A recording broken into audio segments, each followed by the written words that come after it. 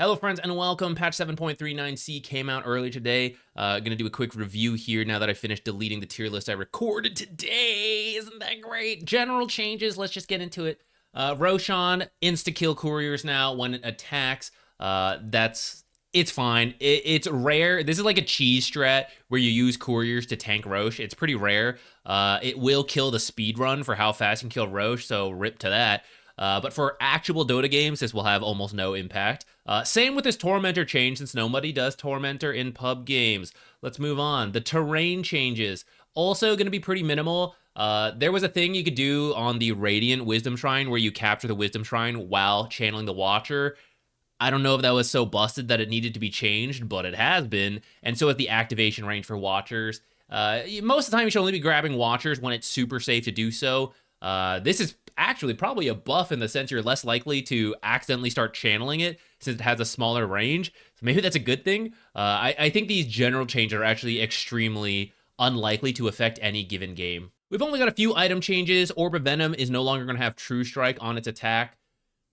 I don't think it'll be that big of a deal. It's pretty rare to buy Orb of Venom because, oh man, they've got that early game evasion. I suppose it was good against the like Sisterhood neutral. But I mean, not buying an Orb of Venom, you just had it if you bought it. I think this would have been fine to leave in, but also, why did it have that? So, you know, it's fine.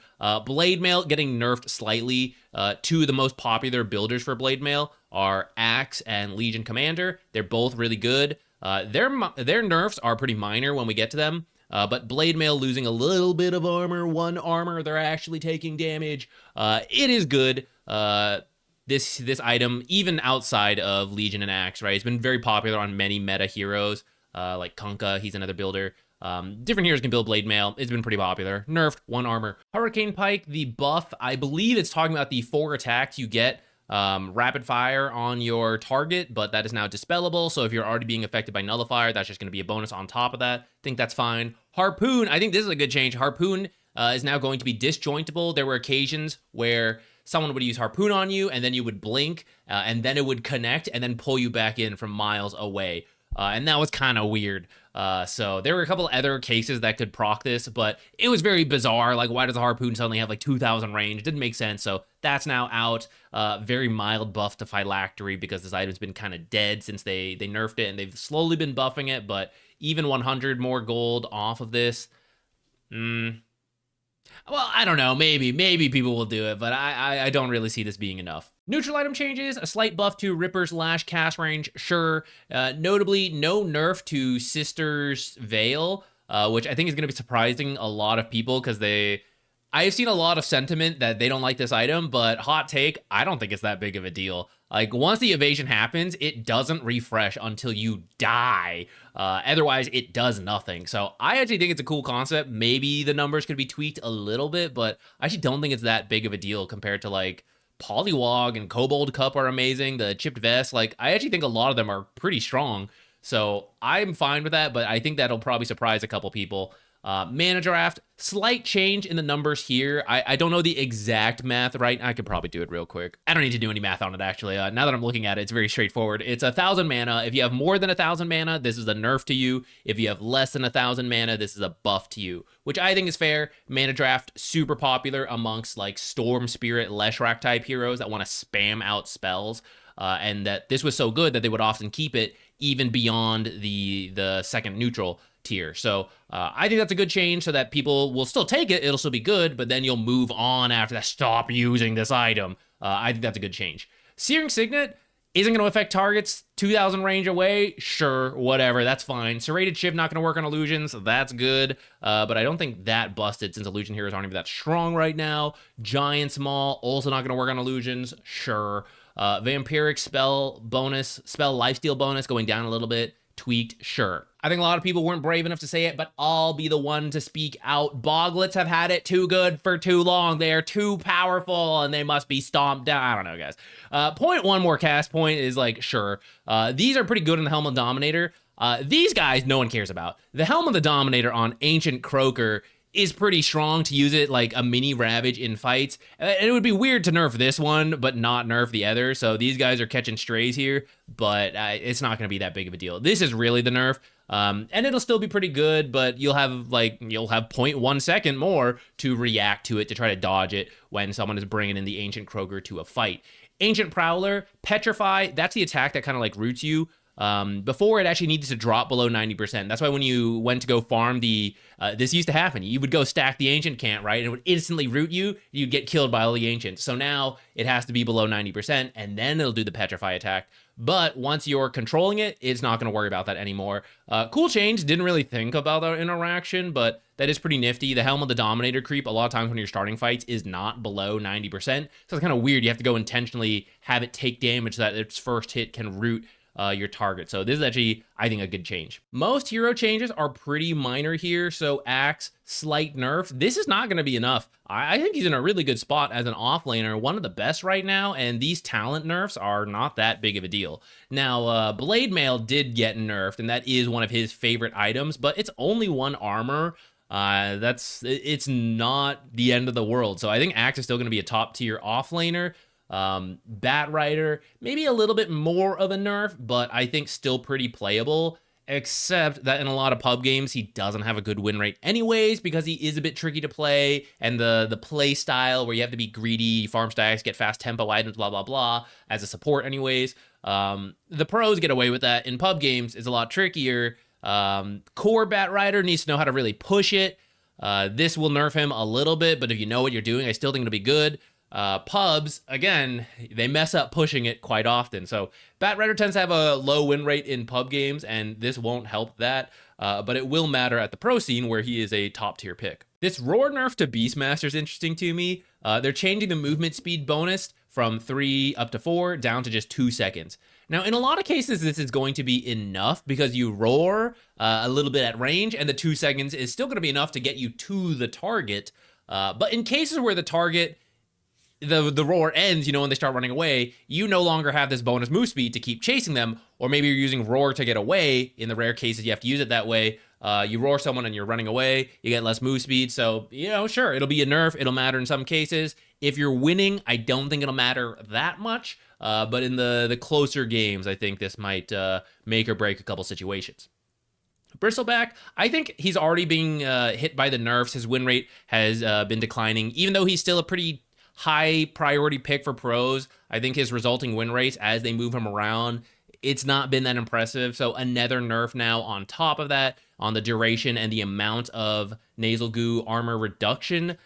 I don't think the hero's dead, but I think, less often first pick Bristle and then just move him wherever works, right? A little bit later in the draft, okay, this is actually a good Bristle game, then we can pick him.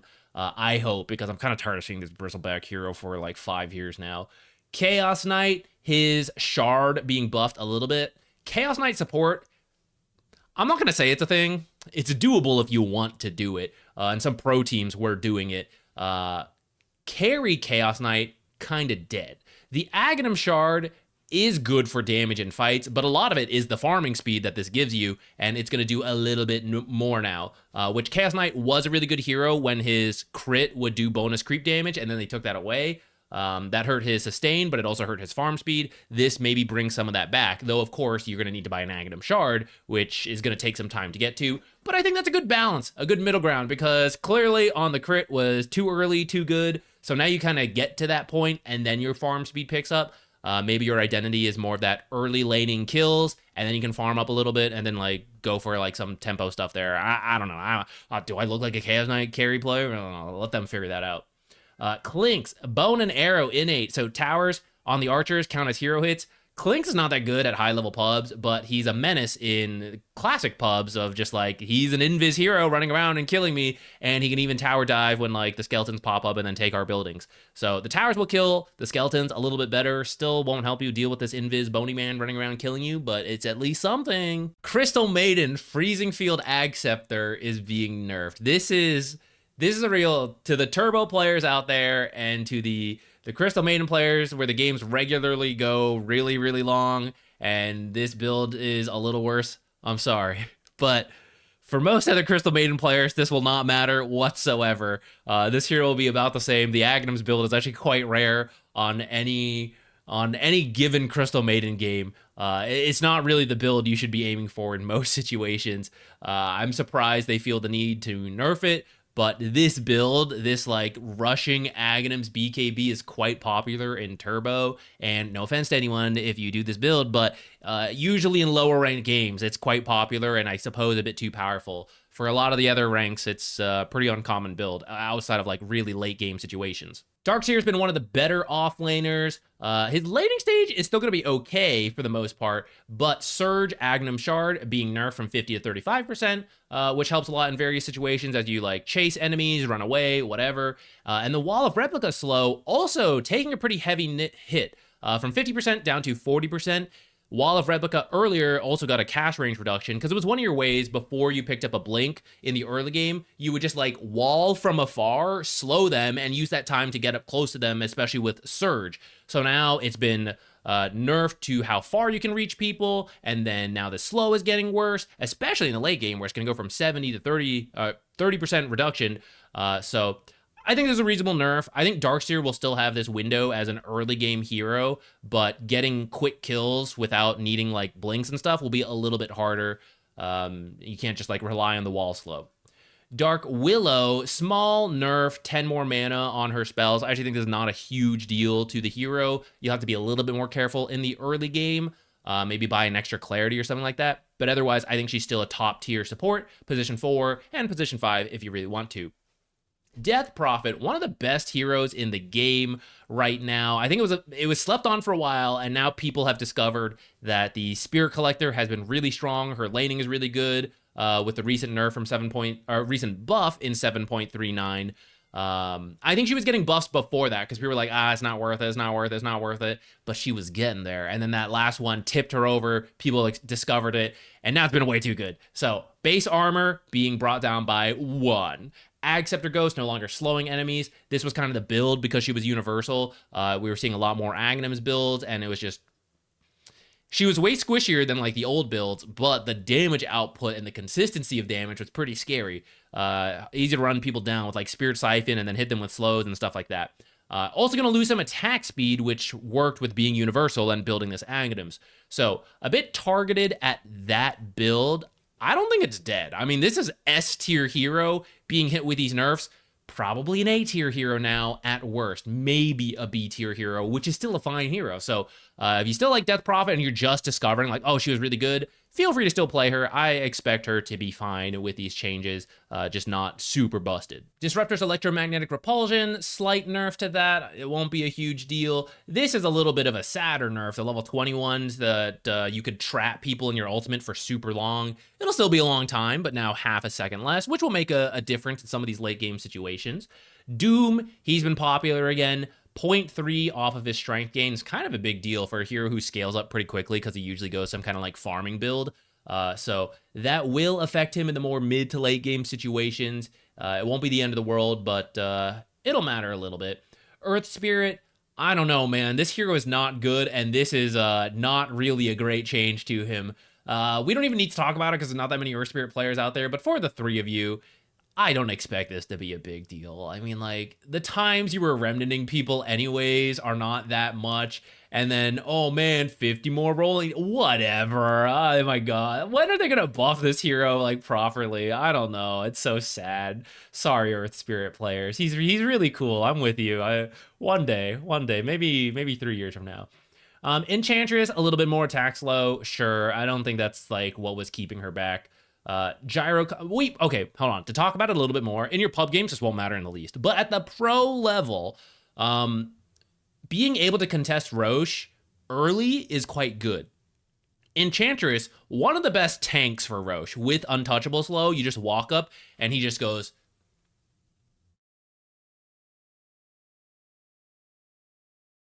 And that's what he did before. Now, 10 more slow.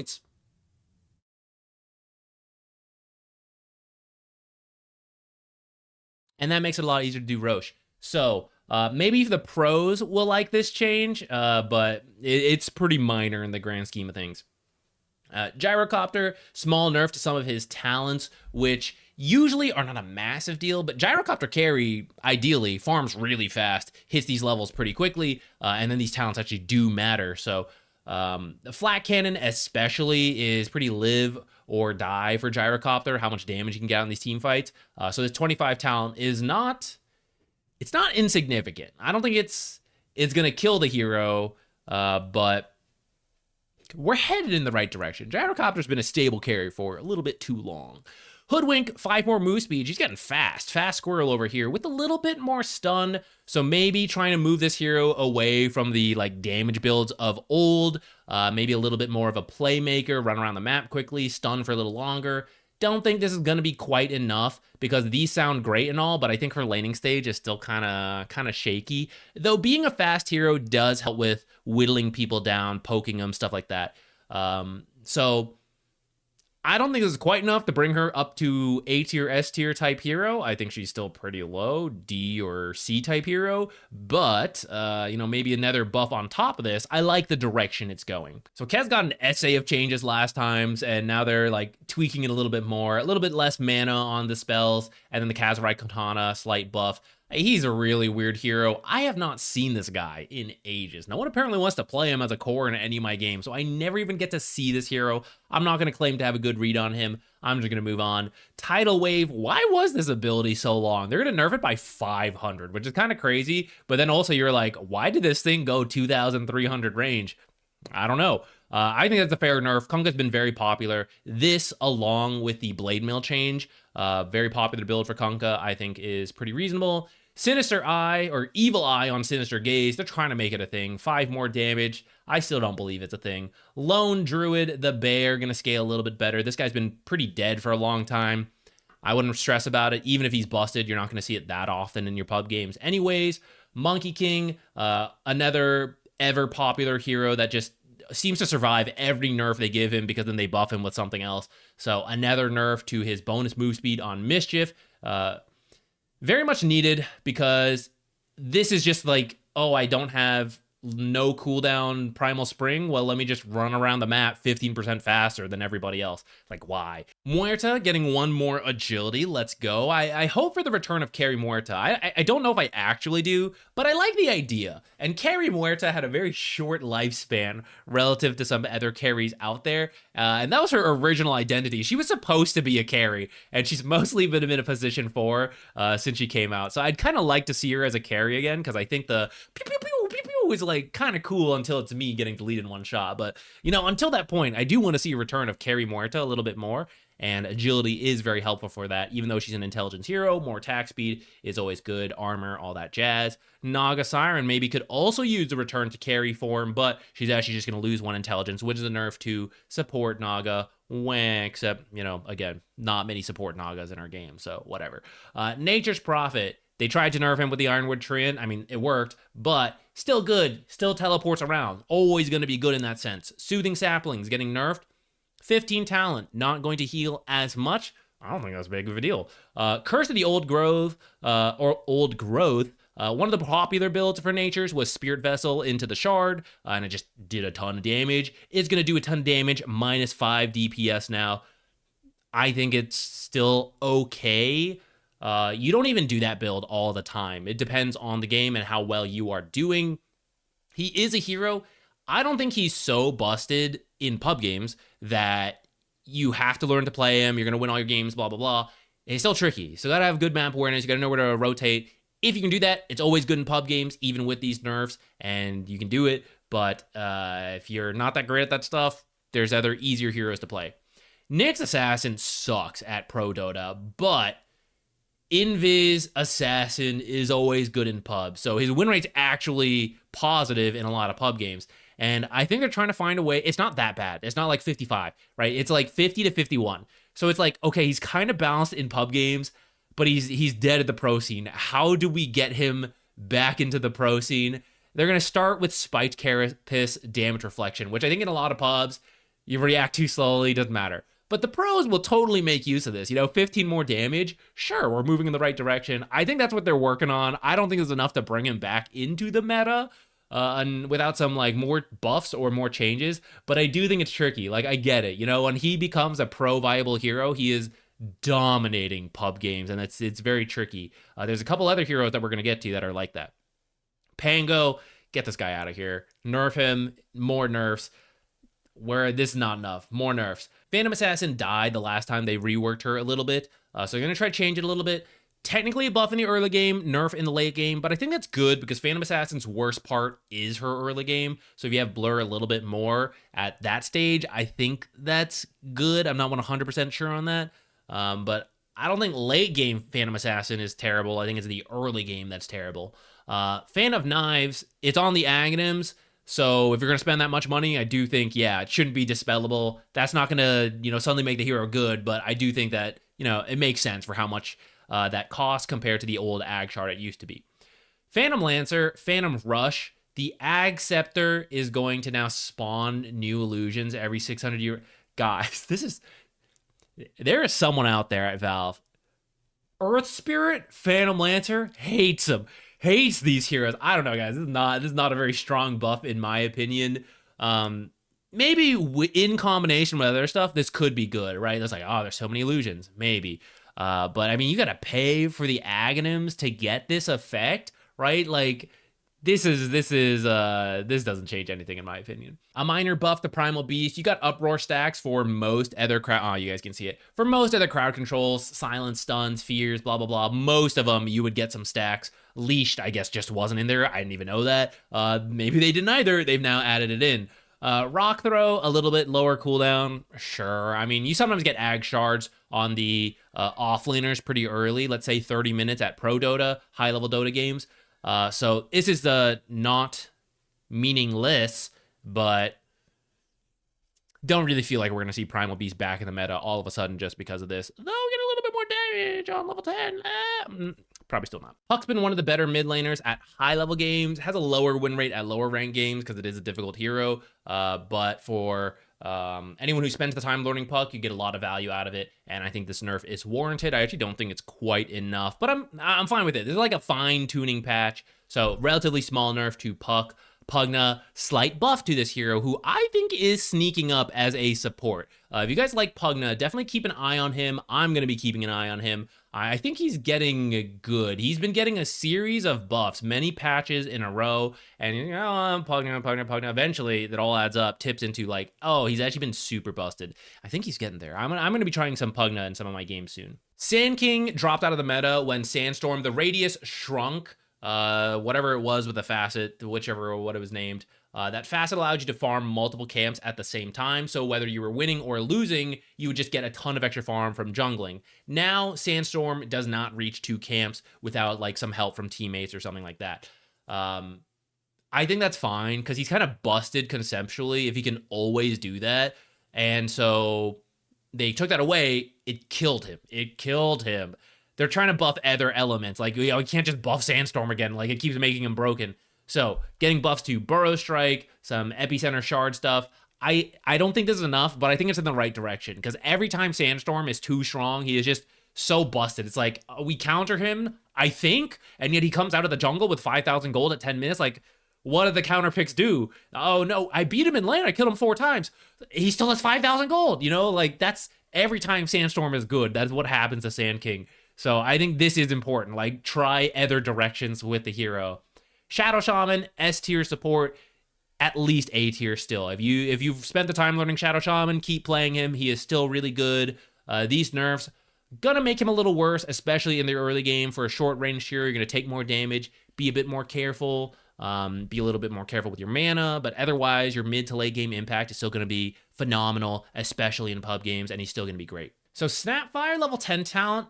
We're getting tempting here. 35 extra DPS on Mortimer's Kisses, but the other one is Scatter Blast damage, and that's, I don't know, guys. I think that's a little too good to pass up, because you use Scatter Blast a lot more than you use Mortimer's Kisses.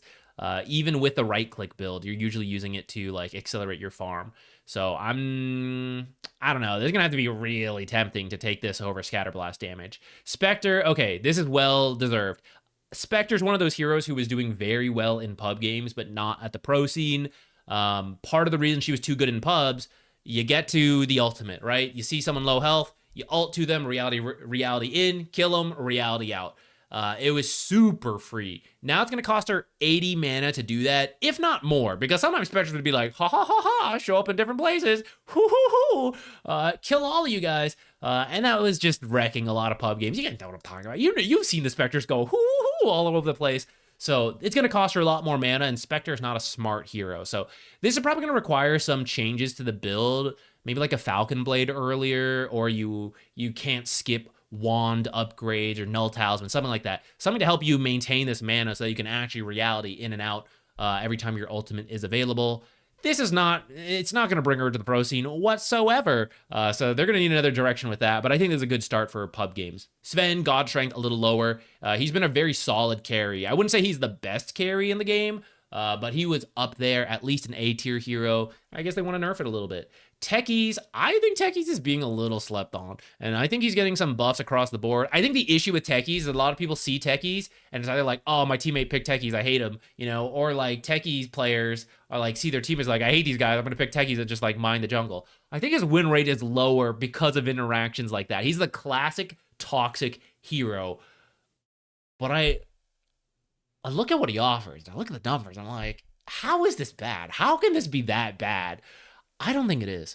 So I'm going to keep letting no one tell Valve I just said all that. I'm going to let him keep buffing him because I think he's getting into like broken territory soon. Not yet, but I do think he's better than his win rate suggests as he continues to get more small buffs every single patch. TA going to lose 44 health at the start thanks to this base strength nerf. I think that's very good. She should be a squishy hero that dies instantly as soon as refraction is broken. And then Psionic Trap, having a lot less vision on it, I think this is also quite good. TA keeps getting nerfs, and she keeps being an S-tier carry, and I am sick of casting TA games, so let's get this hero out of here, nerf that. Terrorblade, another one of those heroes who just seems to keep getting nerfs and seems to still be the best carry, or one of them anyways. So more base damage nerfs to him. Don't think this one's quite as bad as TA's.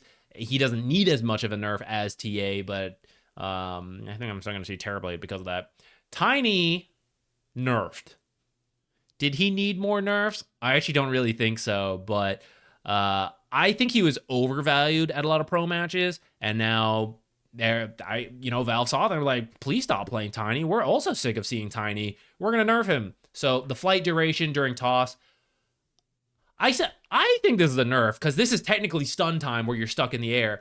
I suppose in some interactions, it's actually annoying that the hero is in the air, and it's actually useful when they drop down sooner. Like, for example, you're saving a teammate, you're chucking them. Maybe it's a buff in some ways, but I think for most cases, this is actually a nerf. Agi gain is not how I thought they would nerf Tusk, but he is a very strong support, one of the more popular picks for the pro scene. I would say he offers a lot in pubs, and he does, but he's a very difficult hero, and it's very easy to grief with him, so his win rate's usually quite low.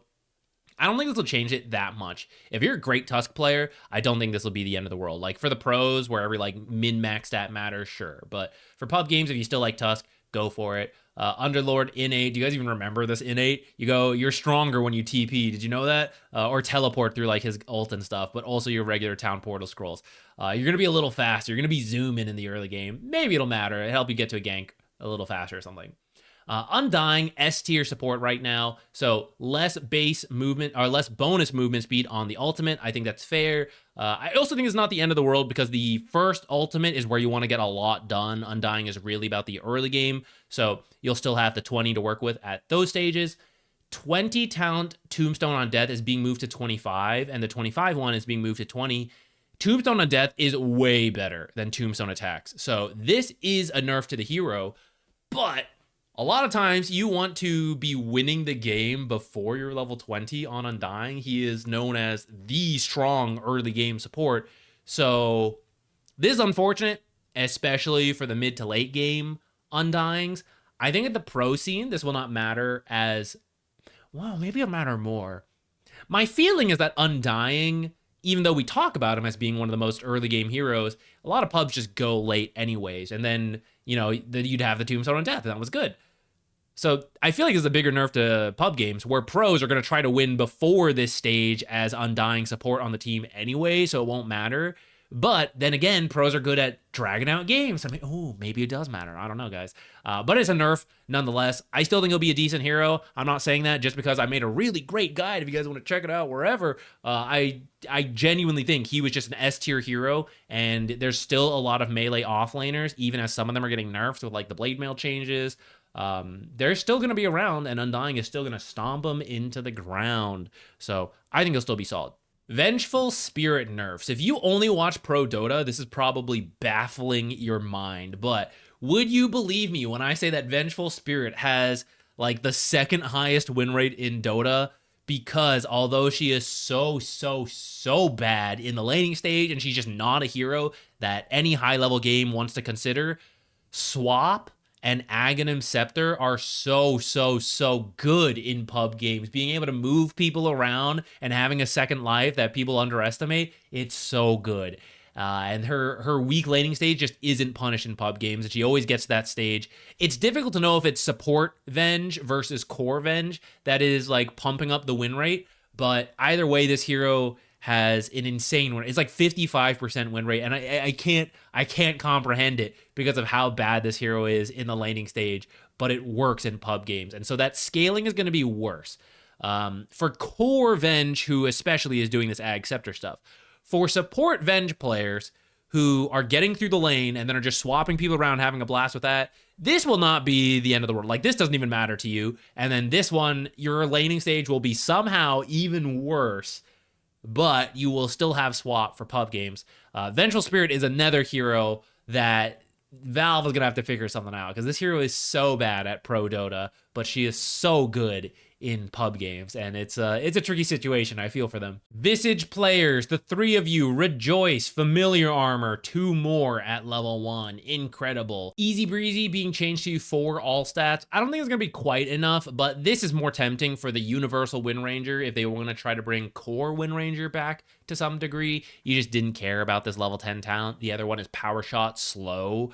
Core Wind Ranger didn't care about that, so maybe there's a step in that direction. Winter Wyvern, base damage up 1. Winter Wyvern is actually pretty good in pubs because of recursive. It's very strong to get that ultimate where positioning is bad. Pretty easy to get very high impact ults. So any pub players who like Winter Wyvern, you're looking good. Wraith King, also a very high win rate hero. Actually, the highest win rate pub hero, if I recall correctly. Bone Boys are good. 2 lives are good. So they're going to nerf the Bone Boys a little bit. 1 less armor, not actually that big of a deal in my opinion. And then Reincarnation, the radius on the slow is being hurt a lot. But you still get the second life, so we're maybe gonna go from like a 57% down to 55, 54, maybe. We're going in the right direction at least. And then finally Zeus with 1 more base intelligence, a little bit more brains to work with there. You know, I think he was just like a B hero around, and I feel like he's a B hero still after this. All right, here is the tier list that none of you will get to see now. Alas, rip my 6 hours today. But this was the tier list, and when we think about the nerfs these heroes got, Undying with a Tombstone talent got hit the hardest. He's at worst a B tier hero, and I still think he's going to be A tier. I think Naga Siren and Shadow Shaman's nerfs were pretty minor. I think Shadow Shaman is still good enough in pub games that it's whatever. Pro Dota, I think it'll affect him a bit. Maybe an A tier hero. I feel like Naga would still be great. Okay, I mean, here's the pub tier list, right? So like, okay, Undying drops a little bit, sure. You know, let's move him down. Maybe the Venge nerf affects her a little bit. Maybe Shadow Shaman. Again, it's all like A tier heroes still. So like, keep playing them if you want. I really don't think there was like that massive of a change for any given hero. Yeah, I mean, I'm looking through it. I'm not that. Yeah, I still feel like a lot of these guys are still really good. Position 4 tier list for the pro scene. You know, that Bat Rider nerf, sure, bring him down a little bit. Tiny, I hope Tiny drops down. I really think he's overvalued. Death Prophet, I actually don't know if Death Prophet is truly this high as a support because she's always banned. But I do think pro teams are willing to play her as support, and I've been meaning to try it out myself, and she just got nerfed, so kind of a weird time to do it, but you know, I still think she's actually quite good.